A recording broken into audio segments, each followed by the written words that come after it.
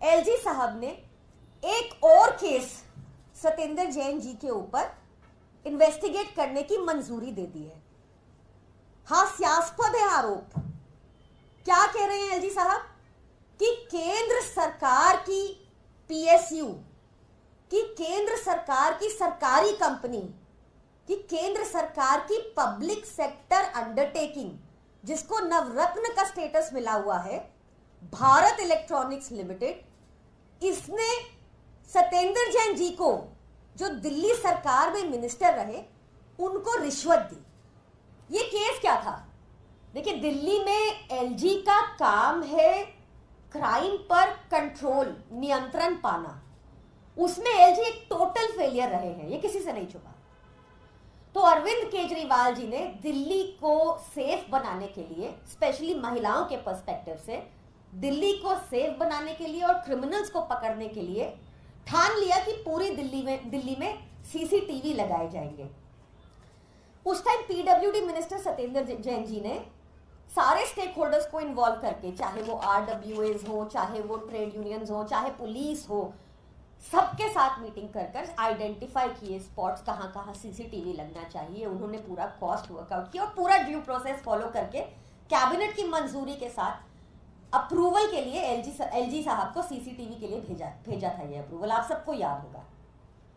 2018 में अरविंद केजरीवाल जी को, मनीष सिसोदिया जी को, सत्येंद्र जैन जी को धरने पर बैठना पड़ा था एलजी हाउस में, ताकि ये सीसीटीवी पास हो जाए, क्योंकि एलजी साहब बैठ गए थे फाइल के ऊपर। उनको तो एक ही आदेश है कि दिल्ली सरकार के काम रोको, दिल्ली वालों का काम रोको।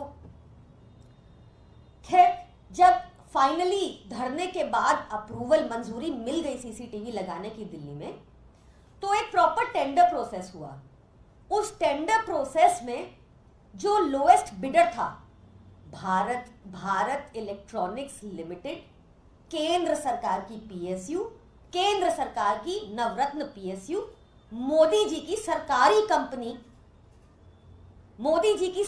कंपनी, उसको ये टेंडर मिला। 1,40,000 कैमरा दिल्ली में लगाने का टेंडर बीईएल को मिला। बीईएल लगातार कछुए की चाल पर काम कर रही थी, बहुत स्लो थी।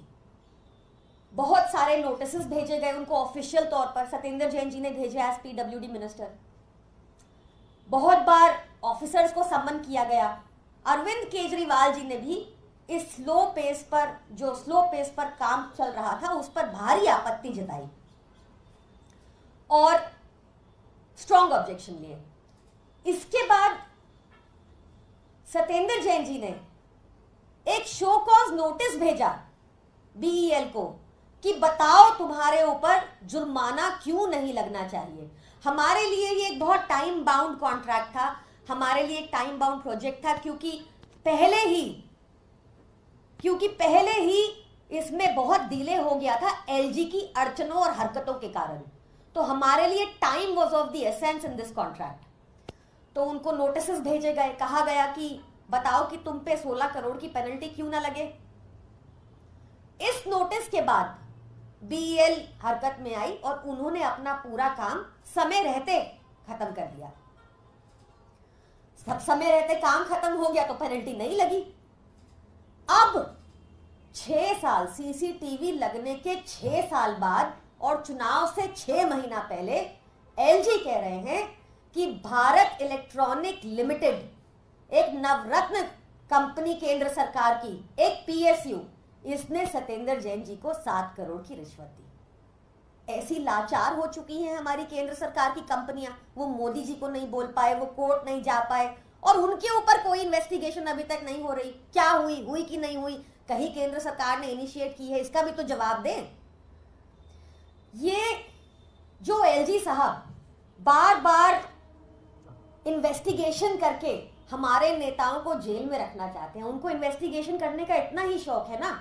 अगर एलजी साहब सच्चे देशभक्त हैं तो उनको मोदी जी को आज ही चिट्ठी लिखनी चाहिए और जो अयोध्या इंफ्रास्ट्रक्चर प्रोजेक्ट में करीब 30,000 करोड़ लगा, जो अभी बहने लगा है और टूटने लगा है इसी साल, उस पर इंक्वायरी करनी चाहिए। वहां निश्चित तौर पर इनको करप्शन मिल जाएगा।